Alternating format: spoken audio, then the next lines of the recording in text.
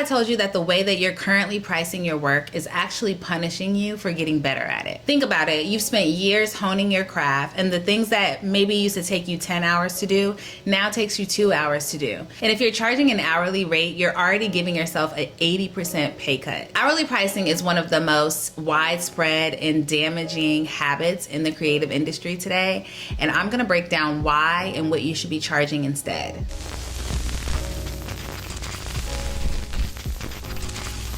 Welcome back to The Wealthy Creative. My name is Kelsey, and this is episode 3 of this series. We've already covered the starving artist mentality, and we've covered 5 skills that you need to learn to make more money in 2026. In this video, we're gonna cover pricing. Let's start with the core problem of charging an hourly rate.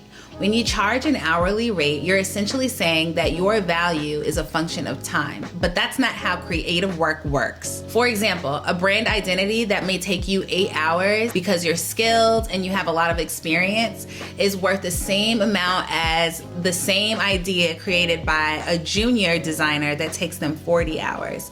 The time is not the value, the result and the product is the value. Hourly pricing also creates a perverse incentive structure for you and the client. The client starts watching the clock, questioning every hour, asking if tasks are really necessary, and you start feeling guilty for being fast or padding your hours make the invoice feel justified. It's just a terrible dynamic. And then there's the income ceiling problem. If you charge $75 an hour and work 40 billable hours a week, which is already grueling, you're capping yourself at around $156,000 a year before taxes and expenses. That sounds okay until you realize that 40 truly billable hours a week is basically impossible when you account for admin, marketing, revisions, and client communication. Realistically, you're working 50 to 60 hours total for maybe 20 to 25 billable ones. Do the math, it's not pretty. So what do you charge instead? Here are 3 models that work for creative professionals. Model 1, project-based pricing. This is the most accessible first step away from hourly pricing. Instead of tracking your time, you set a fixed price for the entire scope of the project. Logo package, $1,500.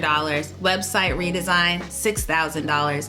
A video series, $4,000. You define what's included, set a timeline, and deliver. The client loves this because there's no surprises on the invoice, and you love this because you're fast and efficient and you earn more per hour. Model 2 is value-based pricing. This is where things get a little interesting. Value-based pricing is when you price your work based on the outcome it creates for the client, not the time it takes you and not even just the scope of the deliverables. Here's the question to ask. What is this project worth to the client if it is successful? If a rebrand helps company increase their perceived premium by 20% and they do $2 million in annual revenue, your brand is potentially worth $400,000. So charging them $15,000 for work is not that expensive. In fact, it's a 27-time return on their investment. Value-based pricing requires you to have a real conversation about business impact. It requires you to understand the client's goals, their market, and what success looks like in dollars. That's uncomfortable for a lot of creatives. Do it anyway. You'll thank yourself later. Model 3 is retainers. Retainer means a client pays you a reoccurring monthly fee for ongoing access to your creative services. This is the holy grail of creative income because it's predictable, it's reoccurring, and it rewards relationships. A social media content retainer, a monthly photography return for a restaurant group, a fractional creative director for a startup. These can average from $1,500 to $10,000 or more per month per client. Land 3 solid retainer clients and you've built yourself a 6-figure creative business with the foundation you can plan around. So now you're sold on the models. So how do you raise your prices without losing clients? Raise the prices on the new clients, not the existing ones. Start quoting project-based and value-based rates to every new inquiry. Your existing clients don't need a sudden shock. Your new clients have no point of reference, so start as you mean to go on. Second tip, anchor high and give options instead of just one number. So give them like 3 different packages to choose from: a base package, a standard package, and a premium package. Psychologically, the middle option always looks like the reasonable choice, and even if it fits more than expected to pay, this is called the decoy effect, and it usually works extraordinarily well. Stop apologizing for your prices. This one is a mind issue. When you quote a number, say it and then be quiet. Silence is powerful.